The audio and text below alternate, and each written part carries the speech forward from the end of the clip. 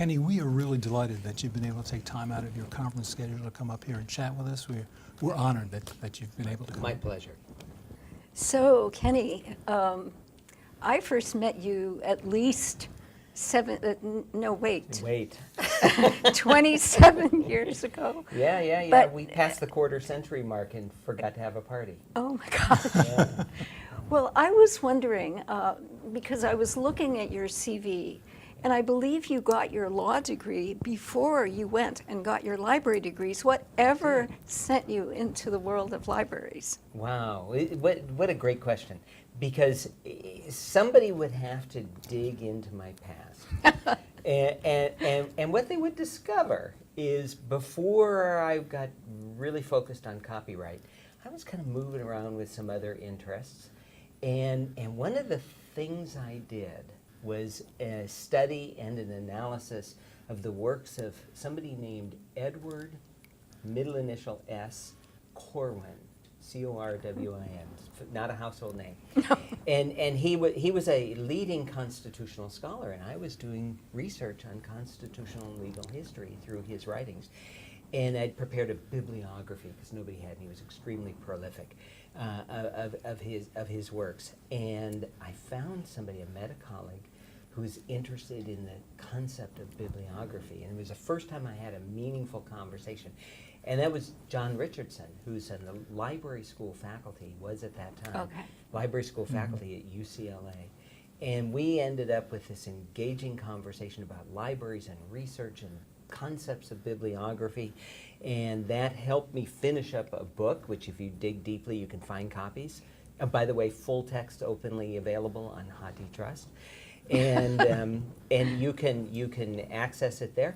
And then he got me interested in indulging in research related to libraries. Okay. And one of my areas of interest in the law was copyright. And it all just started escalating from there. I had no idea. What a great story. It's That's a longer great story than that, but thank you. Yeah. Thanks, yeah, glad to thank share you. it. So you have this not quite lifelong interest in copyright, but Yeah. adult interest in copyright. What is it about copyright? Is there anything that keeps you awake at night? In a good way or a bad way? I just lie both, there at either. night thinking fantasies about copyright. Do I do that? Sure, who wouldn't? And so I'll answer it in a really good way. What's exciting about copyright and drew me into it initially was I was a writer, and it was writings and books and things like that, libraries, all those concepts from the good old days of the world, of the universe. But where else can you spend your scholarly and your professional time ultimately dealing with these legal concepts and all the equations and the nuances that they have, but deal with them in the context of art and literature and music and computer programming? Mm-hmm. What fun is that? I mean, out there in TV land, they're enjoying every second of this. And so then so there's the positive. I find it all very exciting and very energizing. But what is it that keeps me awake at night? Mm-hmm. In a negative way? Mm-hmm. Disturbs my sleep when I should be dreaming about all these other nicer things.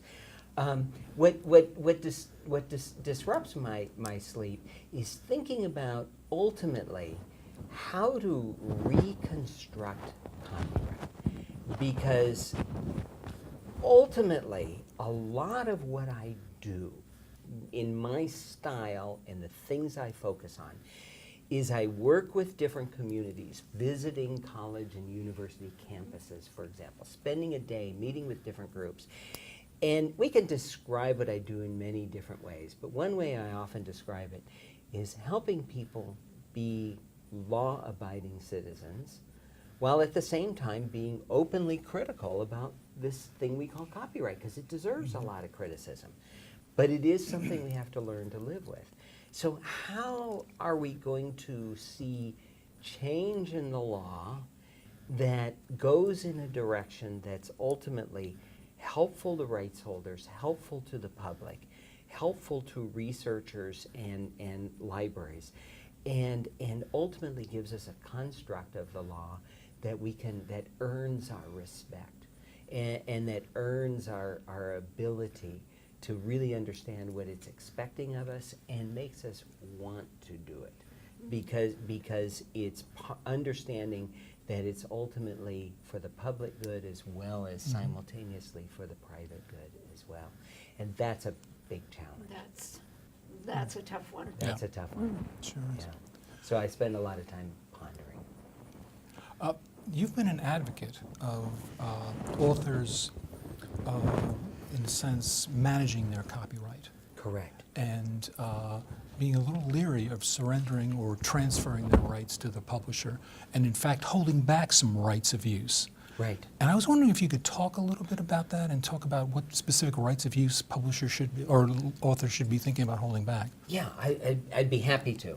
You know, and one of the things that to start, that authors, I work with them to recognize and grasp the fact that they are copyright owners. You know, if you write that piece of poetry or research chemistry article, whatever it might be, you are, under normal circumstances, you are a copyright owner of that work, which means at that moment you've got the power. You've got the ability to say yes or no, to proceed with publishing, not proceed with it, and decide what terms are acceptable to you. So I encourage people to be critical, to ask for things as part of the negotiating process with a publisher, and at the bare minimum, if not hold back the copyright, which can be real or just cosmetic. Ultimately, what's important is that the rights holder, the author, think ahead and ask a really practical, non-legal question. I've written this work. What might I want to do with it in the future? You know, republish it somewhere, post it to my website, include it in a book that I'm going to write next year.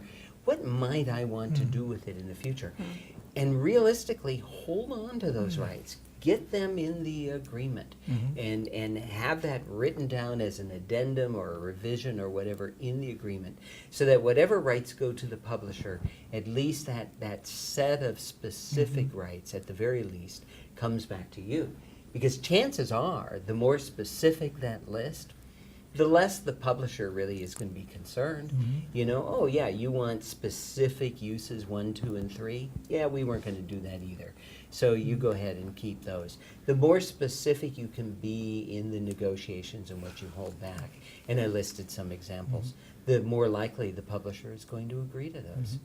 Well, I am kind of interested in the strategies that you recommend authors use when they're negotiating with publishers about holding back some of their rights. And I was wondering, for those authors out there who may be viewing, if you could offer some strategies that they could employ when they're working with or negotiating with publishers. Yeah, I'd be happy to. You know, strategy number 1, do not hesitate to ask.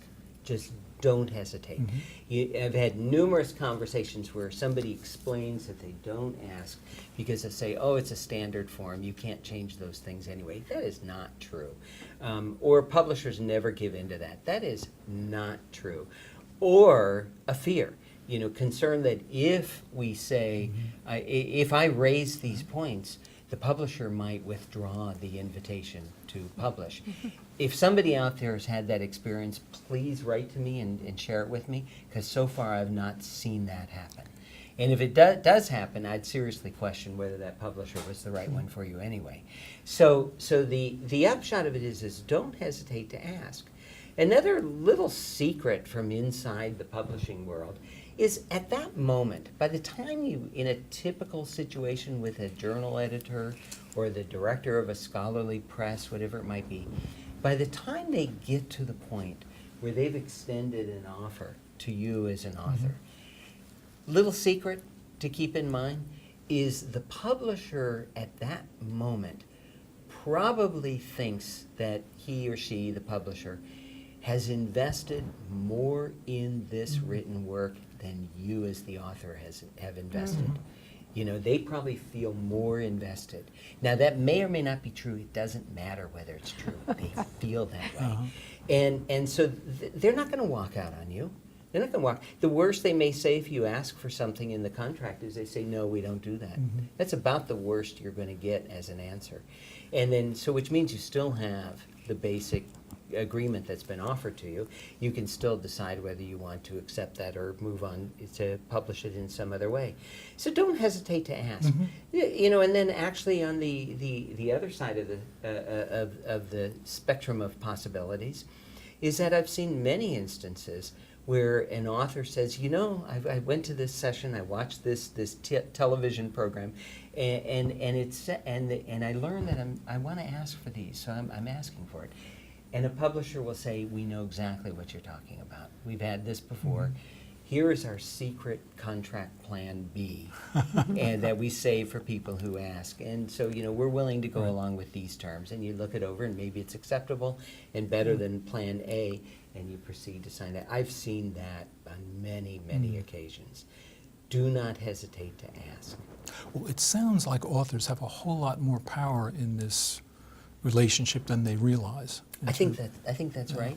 You can call it power, you can call it whatever you want, but and really just to put it in more neutral terms, they have more options than they realize. It isn't just I have to go along with the standard formula. You have real options as an author. I think that's a better way to put it. You have options. Yeah. So this morning you were talking about some of the complexities of copyright, Right. Including these kind of adjunct laws that really aren't copyright. Quasi-copyright? Yeah, whatever we've been that saying is. this for quite a few years because they keep growing, yeah. Yeah. So what is it about copyright you think that would come as a surprise to most of us? Things about copyright law that we've never known, like not secrets, but just, you know, what you talked about this morning about these quasi-rights was a real revelation to me. Yeah. But are there other things like that that, you know, an informed audience of information professionals just doesn't realize about copyright? Or do we know it all? No. There's some real surprises. Yeah. And you know, I mean, well, let's start at the beginning. No matter what audience I'm speaking to, when I have more than just a focused presentation as we had here today, when I'm giving kind of the overview, welcome to the presentation. We're going to spend the next hour getting a big picture on what copyright means for you. I really, no matter who's in the audience, I have to start at the beginning. Now, maybe I only give the beginning about 1 or 2 minutes. I make it compressed and tight and quickly get to the more focused stuff. But I always have to start at the beginning because it's a surprise to a lot of people to discover that they are already copyright owners. They're the most fundamental aspect of copyright. When I every presentation, every audience, there will be somebody in that audience who is thinking, and I know because they'll ask it during the session or afterward, that, but I found this on the internet, so it's okay, isn't it? Or I wrote that paper last year and I want to publish it, but I never registered it, I never did anything, so I lost my copyright, right? Or how do I get a copyright? All of these are different ways of not understanding the fact that copyright today is instant and automatic, and has been for decades. But that news has not reached the high percentage of people who really need to have that bit of information. So you're a copyright owner from the moment you create that work under any typical situation. So there's that. And then there are some other fun surprises. You know, the fact that music, for example, is treated so differently under the copyright law. Not only this quasi-copyright we talked about today about pre-1972 recordings and how it works. That's a very strange set of laws that we're still figuring out. It's all brand new. But, you know, why do we have 2,000 recorded versions of Louie Louie, da da da da da da da? And the reason is because the copyright law says that once that has been recorded, an authorized recording, that has been released by sale or distribution to the public, that then the next recording artist has the right to make a recording. Now, that might be just a negotiating starting point to get a better deal, but even without negotiation, has the right to record it. So that version of Louie Louie that we all know, that gets played in movies and on oldies radio and so on by the Kingsmen, was far and away not the first recording. It took multiple versions to get to the point where there was the version that the public was ready to latch onto. And that's a really important phenomenon, because music is a matter of taste, it's a matter of style, it's a matter of taking the same work and recasting it in many different ways. I mentioned the example in the talk today of I Fought the Law by the Bobby Fuller Four. But many people in the audience probably know the version by The Clash. It's a slightly later, 20 so years later, version of it. There are many other versions, I am sure. But but years go by and there's a new version of it that is appealing to a new audience. And they're both very exciting songs. They're both very exciting works. And they add to our social benefit of the aesthetic benefit of having access not only to the song and to the recording, but access to a fresh version of it. So we get to decide. I could tell you a few more. Let me give you one that's big and conceptual. Surprise under the law. That there is better protection under U.S. law for foreign works than for domestic works. So under our That's interesting. current law, you get better protection. A lot of works that went in the public domain for lack of formalities, when formalities were required in the early part of the 20th century, those were restored, but only the foreign works were restored. You have to register your copyright with the U.S. Copyright Office before filing a lawsuit against somebody. It's kind of a formality step. However, you don't have to do that if it's a foreign work. So they can go straight into the court. And all of these little subtle differences between domestic and foreign works are rooted in different interpretations and applications of the big multinational treaties that we've entered into, and how we need to extend certain protections above a certain level of protection to these foreign works that we don't have to extend to U.S. works if we don't want to under those agreements. So there are a lot of oddities out there in the law. We could spend an hour talking Right. just about this. Or tapping our foot to Louie Louie. whatever. Or listening to the multiple versions of I Louie know. Louie. I'm not even going to hear the next question. I've got this song going in my head right now. A brainworm. It's there. It's there. totally a brainworm. Yeah. So what's the best thing, do you think, about copyright law for librarians and for their users? What's the very best For thing? librarians and their users. Yeah. Fair use. Fair use. Far and away. And we could talk endlessly about fair use, but let me say too, Section 108. Section 108 being the statutory exception for the benefit of libraries. It's very, very easy for us to be critical of Section 108. That's an easy game. Target-rich environment, as they might say in Washington. It's very easy because it only covers certain activities like preservation and single copies of works for users. It doesn't cover data mining. It doesn't cover a lot of other issues. So that's just an example of it's very easy to be critical of this law. But that said, by comparison to other laws, it's pretty darn good. And for what it sets out to do and allow libraries to make uses of copyrighted works for these limited purposes under these limited circumstances, it does it pretty well. A smart, careful reader can read that statute and know what to do, can picture what the statute is allowing, for better or for worse. It on the whole works pretty well. But it doesn't, as you say, it's easy to be critical. So there are movements, and I support them, to revise or amend or supplement the Section 108, and that's a good thing. I'm working with WIPO in Geneva to help people around the world understand the pros and cons of their different statutes and the copyright laws around the world, and help WIPO move forward as this consortium of 191 countries move forward to address the issues on an international basis. I just want to attach a question to that. I've heard you give presentations about your studies for WIPO, With the maps? comparing limitations Yeah. and exceptions. I think when I heard it, it wasn't 191 countries. I think originally it was 140 or 50. You got a good memory. Yeah. You got a good memory. No, it was Yeah. very impressive with all the charts and maps. And I will say, you know, what's happened is research into these statutes from faraway countries Yeah, has yeah. become more realistic. And so I found more in more recent studies. And so I wanted to ask you how the U.S. placed, how Uh-huh. it fared compared to other countries in that 140 or 191. Yeah, yeah, Do yeah. do we come off well? We do.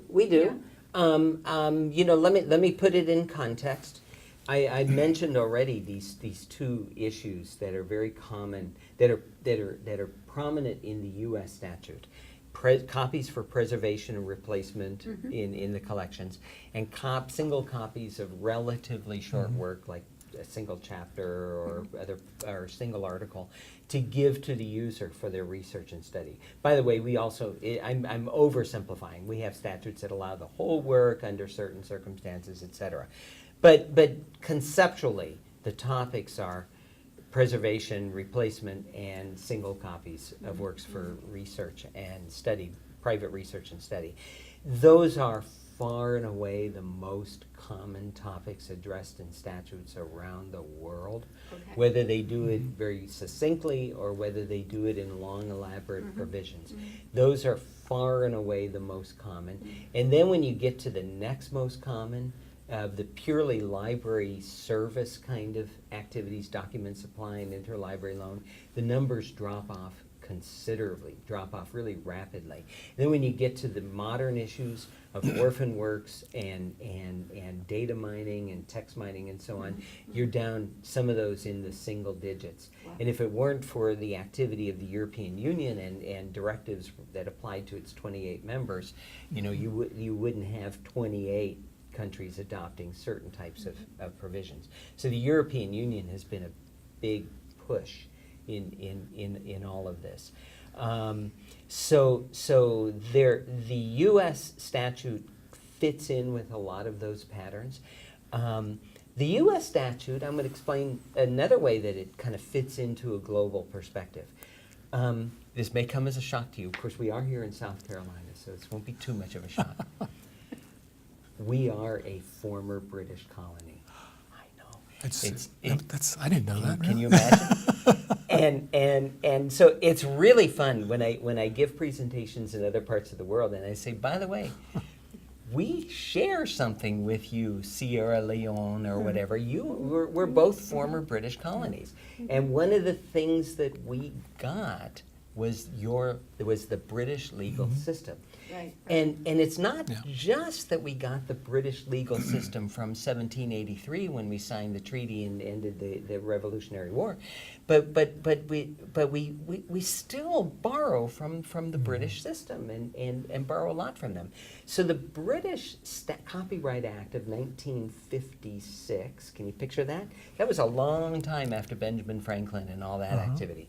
So in 1956, the British statute included a library exception. Well, look at that. And it was the first one, and it covered, what did it cover? Preservation and single copies for users. And so we borrowed a lot of the concept and some of that language and made it, you know, more suited to the context of the U.S. market and the U.S. activity. But we started with that. And then you look around the world, and you can see big and small, from, you know, Australia to St. Kitts. You know, we can see big countries and little countries that have borrowed this British model and made it a little bit their own. But you read the statute and you go, I know exactly where this came from. That helps me better understand the American statute too, that we kept borrowing from our closest ally in the world. Do I dare say that? Maybe. Maybe. I think so. I think you can. I think so, but everybody in Canada right now is watching this. I'm sorry, yeah.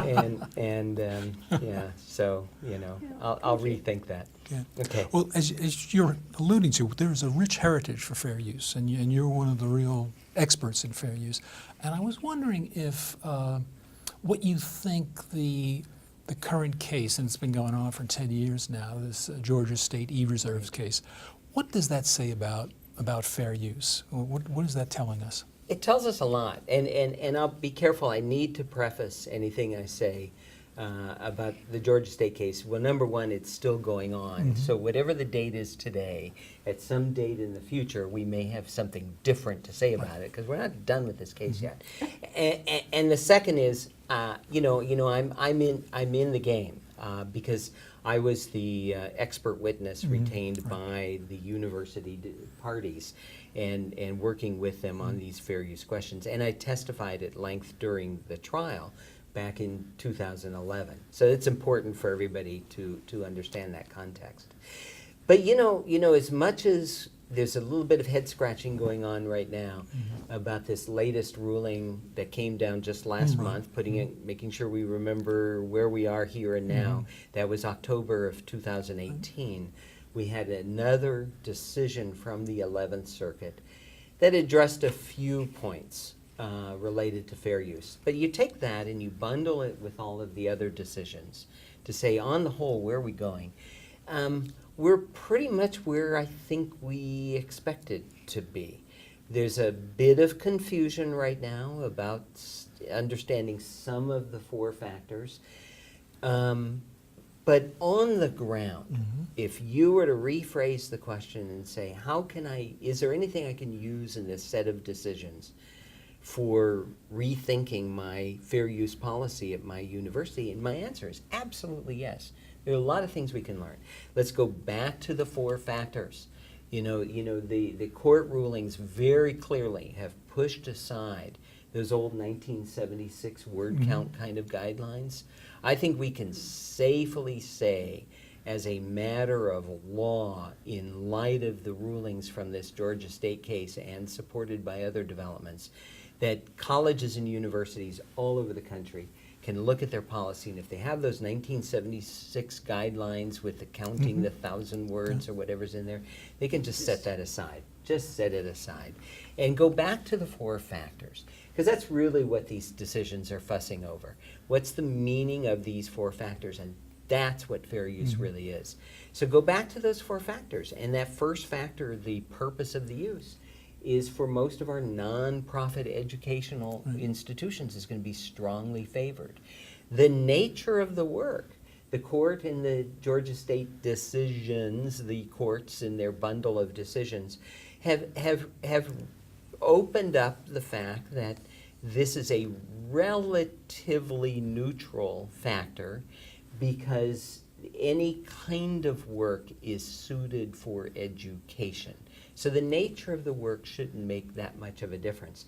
The amount is still out for debate. So we still need to, we can pick up a few lessons from some of the earlier decisions about keep the amount tightly focused on the educational objectives and other variables like that, concepts like that. And then the fourth factor is the effect on the market. And I think that's where the 11th Circuit is still trying to push for clarification from the district court to be able to say, you need to reconsider how much weighting to give, WEI kind of weighting, to that fourth factor in the overall analysis.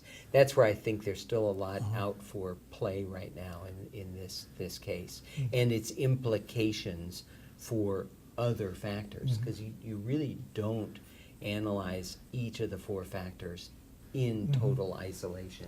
Right. A tweak in one can affect something in the other. So we still have to figure out overall what this means. Well, it sounds like you agree with those folks who see this case as helping us refine the concept of fair use. I think so, and or confirm some of the things we already knew. You know, there's still a lot of that that's come out of this case, and that we know it's really based on the 4 factors. Let me say something that's also just a little bit about what I have at play. One of the issues was the appropriateness of the role of a so-called fair use checklist in all this. I'm happy to say that the fair use checklist is not even mentioned in this latest ruling. You know, it didn't need to be, because it's really the checklist and the law are really about those 4 factors. The checklist is just a tool to help you focus on those 4 factors. Yeah. And so it's go back to those 4 factors. We have to figure out what they mean, each one means, and then figure out what they mean in relationship to each other, and bring that forward as a determination of fair use. And then as a practical matter on the ground is learning some of those lessons about first factor, nonprofit, et cetera, all these things that we've been saying, and articulate them as a policy document to be able to say, and as a result, as an institution, here is where we feel it is appropriate, right, and we feel comfortable moving forward with fair use for this kind of use of this much of an excerpt from this kind of work for serving the needs of our students. More broadly speaking about fair use, how do you feel about the current legal status of it? Are you encouraged, discouraged? I mean, where are you more broadly? More broadly, I'm very encouraged. I think that courts have done some really exciting things with fair use in making sure that they extend it out to different types of works. In particular, we've got some really important decisions about the use of visual images. And one of my favorite cases for making different points about fair use is the case involving this big coffee table sized book that's about the Grateful Dead. It all comes back to rock and roll, doesn't it? And this book about the Grateful Dead. And the lawsuit involved the appropriateness, infringement versus fair use, of including some of these psychedelic rock and roll artistic posters from the 1960s and 70s. Right. And the court said that that's fair use. And I would dare say that was a decision from 2006, and we've had a number of other kinds of decisions since then. But I dare say that if that case had been before that same court 10 years before, I wouldn't expect it to be fair use. Because what's happened is the courts have become more flexible about, say, concepts of amount. Because it's the whole poster, darn it. You know, and normally 100% of a work doesn't look like fair use. But the court made very clear, amount can be measured in many ways. And it can be measured in terms of size on the page, even though it's all 4 corners of the original work. Or it can be measured in terms of pixelation and the low resolution as a concept of amount. This is very exciting because it reflects the realities of the way we use works, create and use works, and it also reflects the reality of being able to move fair use in a fresh, exciting new direction. Can I give you another case that isn't nearly as dramatic? Involves Bloomberg News and a commercial entity very clearly, and corporations that are publicly held companies run these financial advisor sessions, and they do it by telephone and conference call dial-in. And Bloomberg News recorded the whole darn thing for this publicly held company and put it in their database and made it searchable. Well, that was against the kind of good faith rules of the session, not to be recorded and certainly not to be published. And the court ruled that that was fair use. That there's a strong public interest in having access to that information. And it was 100% of the work. They recorded the whole phone call and made it available by a commercial entity about a commercial development And the court said that's fair use. That's very exciting, and that shows that the courts are adapting the law to meet changing needs, to meet diversity of works, and to meet diverse kinds of interests. The notion of a public interest in that finances of that publicly traded stock is very different from the public interest in learning from a book of the history of music. So this Sounds is like good stuff. the notion of fair use is being expanded, at least in some of the things that you're commenting about. In many ways it is. The court, I think a judge deciding those cases would say, no, we don't expand the law. What we do is we discover through time and through opportunity how it does apply. It was just waiting for this opportunity. That's the theory of the law. But for us, as mere civilians watching this happen and learning from it, we would look at it and we would all probably conclude that, yeah, this is revealing to us how the law does expand. It's not necessarily bigger in that simplified kind of sense, but it's expanding in terms of its applicability to new situations and diverse kinds of materials.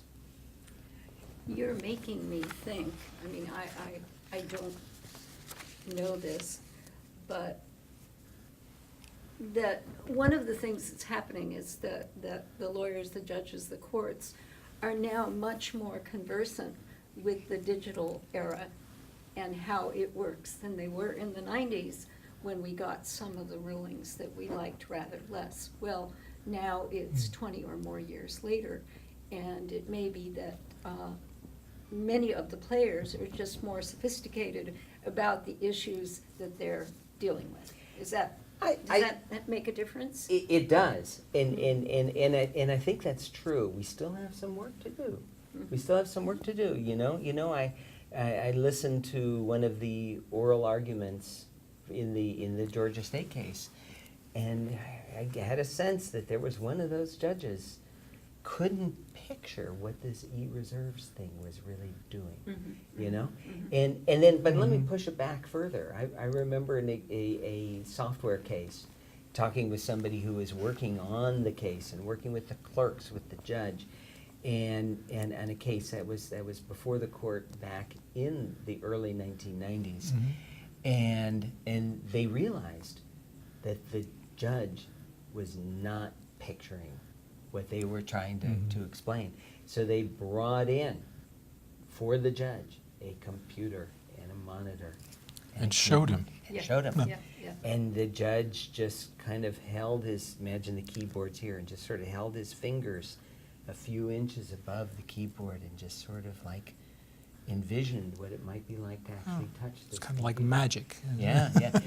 And if you remember in those dark old days, it's 1983 when I got my first computer. You kids weren't even born yet. and there was, your imagination runs wild.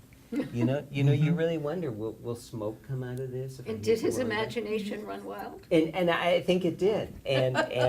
But they had to demonstrate Right, to the right. judge what software is and how it works and what computers actually do. We're a long way from that, I Yeah. dare say. And that wasn't so long ago. That was not so In the long scheme ago. of things, yeah. Yeah. Can I get philosophical? Please. Yeah, this will help you. Now you think of more questions while I'm going on and on. and my students figure this out right away. They just throw me a question and I talk for 10 minutes and they get to take a break, they have lunch. Read their Yeah, text messages. exactly. They play a couple solitaire hands. And so one of the, now I forgot what I was going to say. You're being philosophical. Yeah, I'm being philosophical. It is astounding. We have to realize that when the Gutenberg press was invented, that it took maybe 100 years or whatever before the first artifact of it reached a couple countries away, and we have to realize that in a span of just a few years, we went to not only having something vastly more powerful than the Gutenberg press on our desks at home, now in our pockets, and that we can create works that are vastly more complicated and share them instantly all over the world.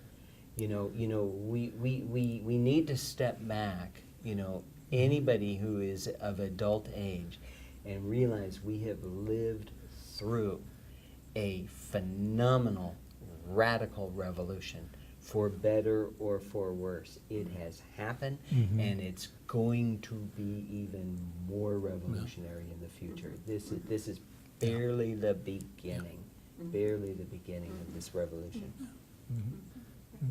I was wondering, are there any other cases that we should be aware of? We've talked about the Georgia State case, and There are, in terms of real live court cases where people are actually getting You sued. mean fair use? yeah, for fair use and copyright. Right, right. And the answer is always that there's something. If your question were slightly different, are there court cases that are specifically about education, specifically about libraries? And the answer is not many, because the way of litigation is that even if it gets to the point where somebody is threatening litigation, very often parties in all fields, all areas of work, generally find that it's just weighing us down.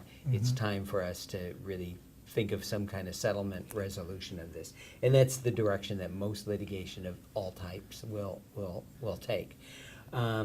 But along the way, we do get some hints of different things.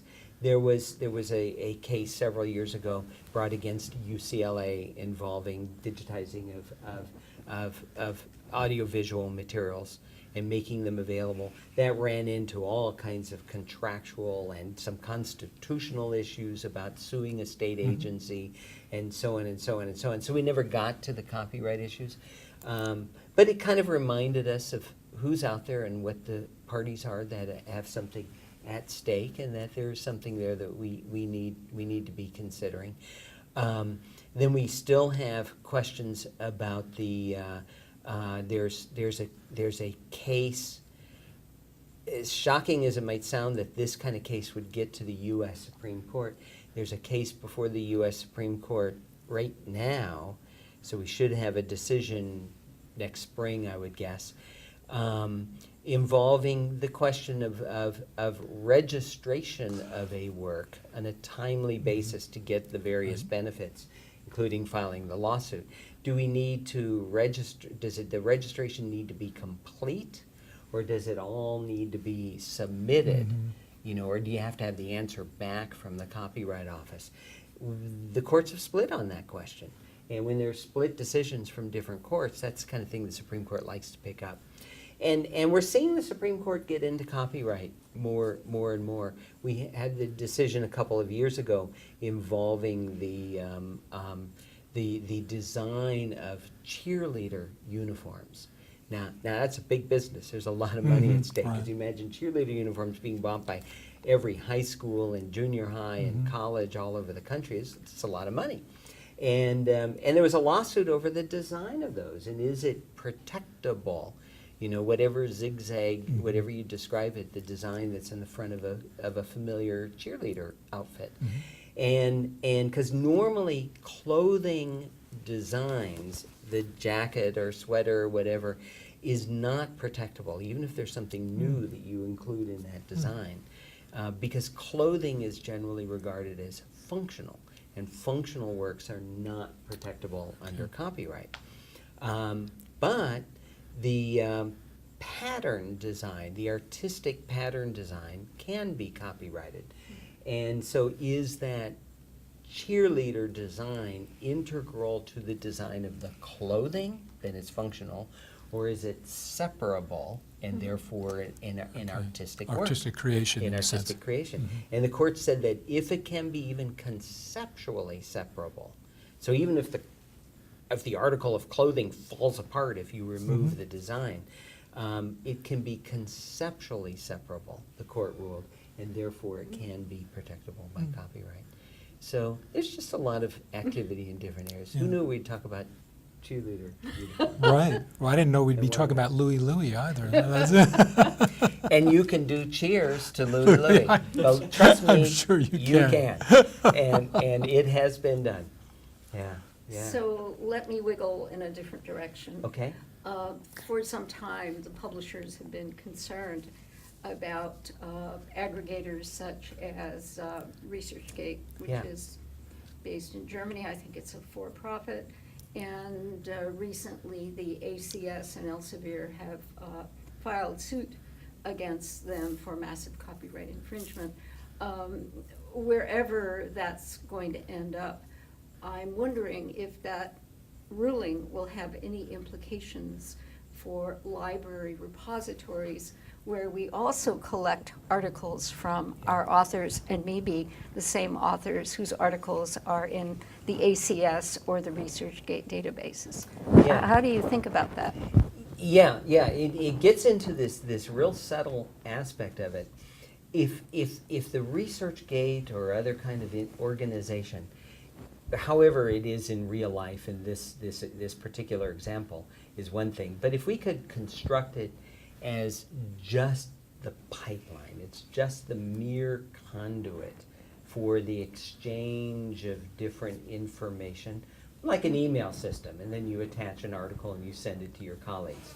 The email system is a mere conduit, and there are general protections, takedown notices and so on, definitely under American law, and I think something comparable under European law, that gives some protection for the conduit. But if there's protection for the mere conduit, that doesn't necessarily protect the individuals who are passing the works around. So there's kind of there's good news and bad news in that arrangement. Now, if it's more like a repository, like your question, where the work is going in And sitting there. in a typical repository, as I'm sure many of our viewers right now are well familiar with, if they're associated with any kind of educational institution, there's probably a repository. And if there is, there's always been a need for that repository to take some steps to provide whatever reasonable level of protection against copyright infringement.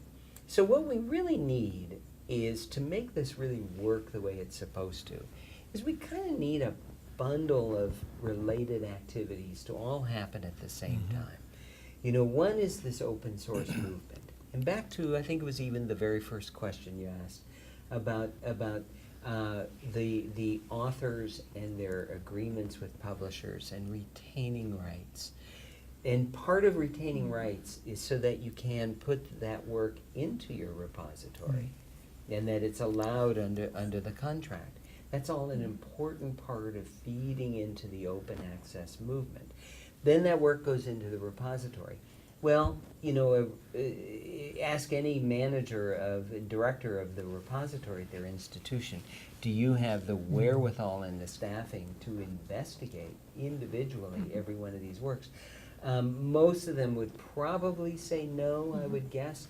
But I know that there are some that are operating at a scale where they at least can do a perfunctory look at the Sherpa Romeo website, for example, and see generally for Journal of X, Y, and Z. It's okay. Do they generally allow, you know, maybe I didn't get the 100% definitive answer, what exactly did you sign, but I know generally what you signed.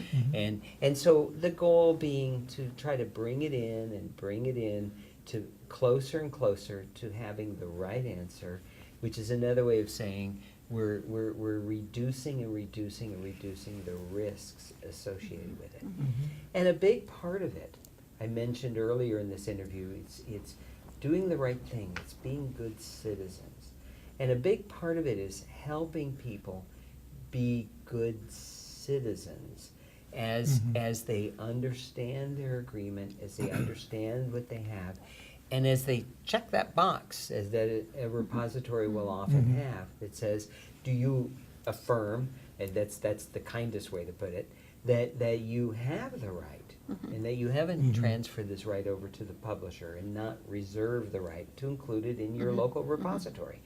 And we need to help people understand more fully that as authors, they're in a real special position. The law has given them a big bundle of rights. Please don't squander it.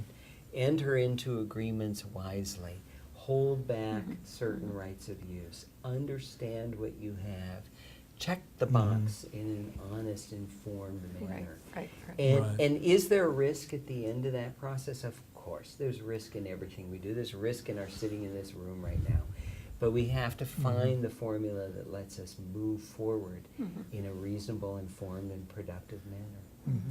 Thank you. Thank you.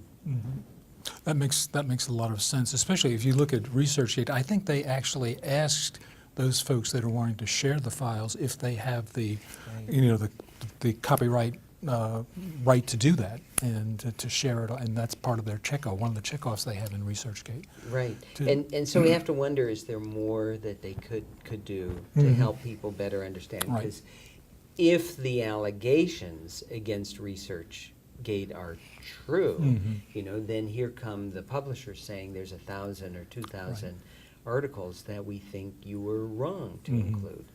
Let's just assume for a moment that allegation is true.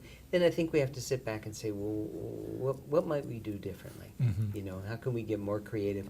And I think really, how can we better inform our community so that we get But this better goes back responses? to the educated author It does. who may be ticking the Definitely. box for ResearchGate or God knows who, Right. but really completely unaware That's right. of what they've assigned or they haven't assigned. That's right. Yeah. It takes me back to when I do those sessions in the room. I know there's always somebody who missed or has a even more complex than that, has a misunderstanding Yeah, of yeah. rule number 1 of copyright. What does it apply to and how do I get it? And so education goes a long way to solving a lot of these concerns. No, that's an excellent point. Authors need to be more aware of what their rights are, Right. and they're not quite as aware as And they what ought to be they've possibly. signed. Yes, exactly. Isn't that true? Can I say something about that right now? You may. I'll do my best to keep it brief.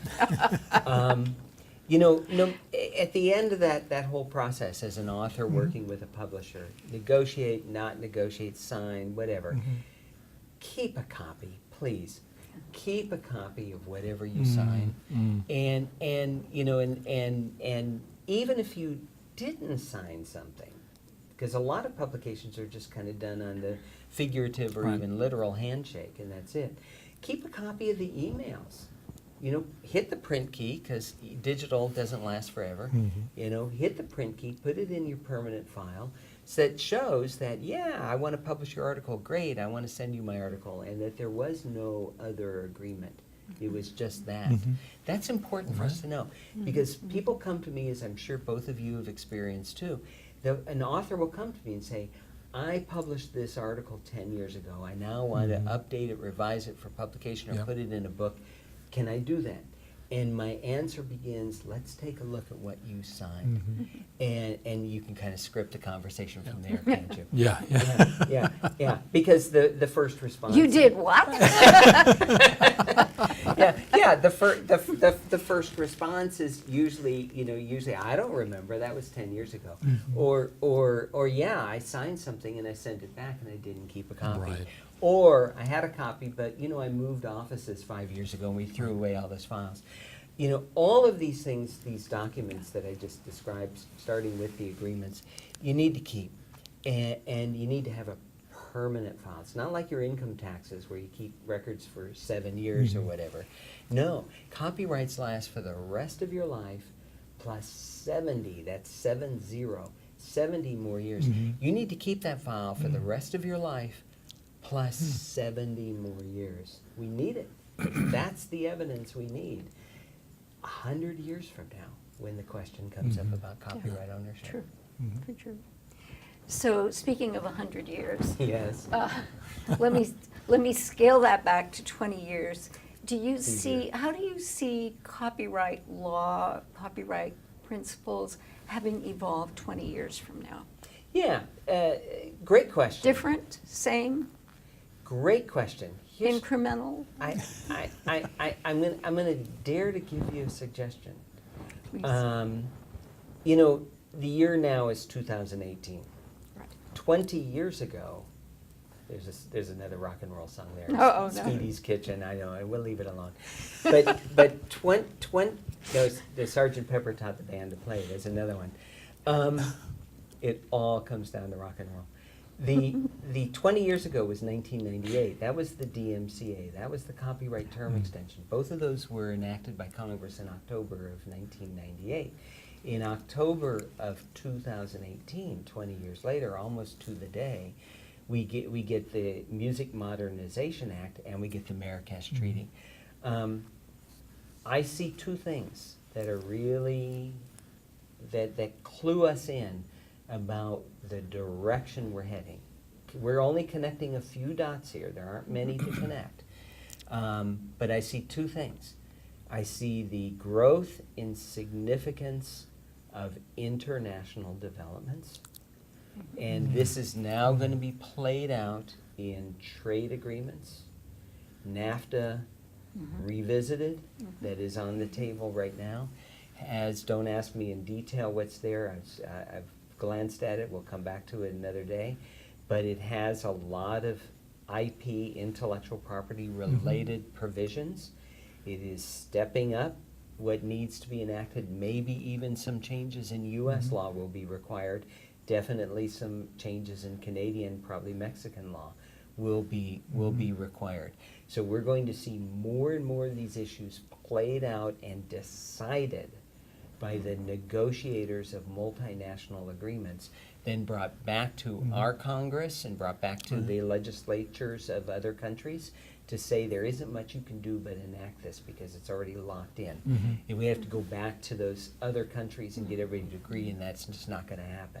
So a lot of the negotiation of the future of intellectual property is being deferred to diplomats and trade representatives who are from multiple countries That meeting makes to sense. negotiate this.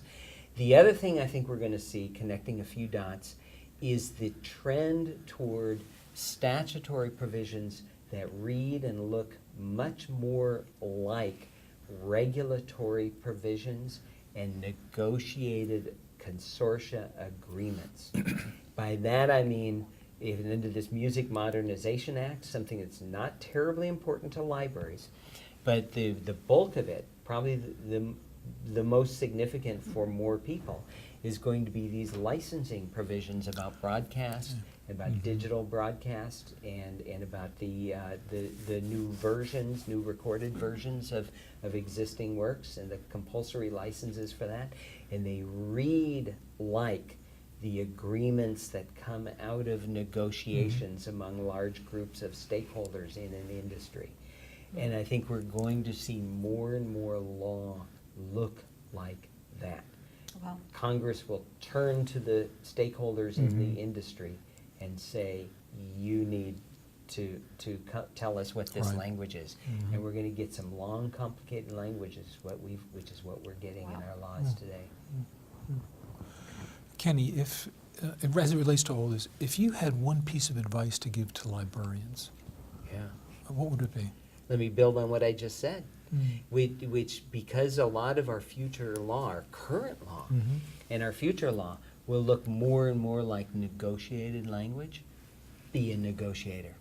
In other words, I would say to our library professionals, now more than ever, you need to be not only attuned and watchful and be responsible and implement, but you need to get involved. You need to be at the bargaining table. Because if you're not, somebody else will be. And that somebody else may not share your interests. So be at the bargaining table. Get involved. Because if Congress gets in its mind that maybe we need to, say, enact a statute on electronic reserves or overhaul the way we address the uses in education, it's going to look like a negotiated big site license. Get involved and make sure that your voice is heard and address every detail of that negotiation as it comes down the pike for you. Good advice. Right. To make sure that we haven't missed anything, I'd like to ask you a last question. And it's, if you were sitting in Ann's chair or in my chair, what question would you ask yourself? Or what have we forgotten? That's even better. It's an interview question, actually, for jobs. Ah, Yeah. yeah. Sure. Let me offer up one. Okay. There's so many, I suppose, but let me offer up one, and it would be,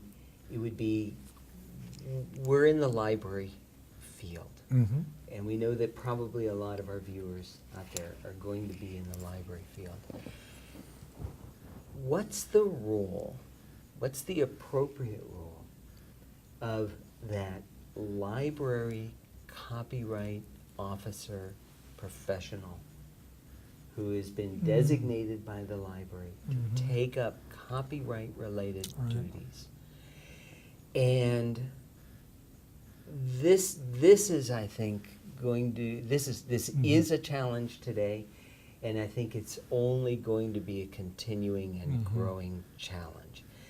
And what I'm getting at is what I've seen over the years of working with different universities on many and libraries on many of these issues, is it is increasingly a legal issue. Now, obviously, copyright's rooted in the law, blah, blah, blah. We can say, well, tell me something else I don't know, right?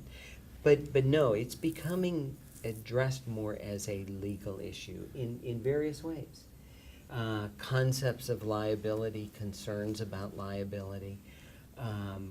What do we need to do to further our interest as researchers, as teachers, as librarian and information professionals?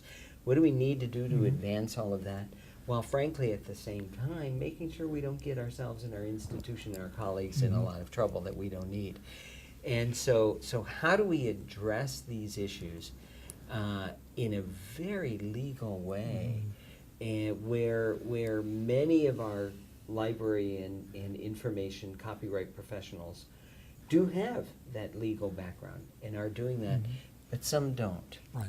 And so they need to, all of them, whether they have a legal background or not, need to think about how closely they partner with their higher-ups and including general counsel, and make them part of the periodic conversation. Right.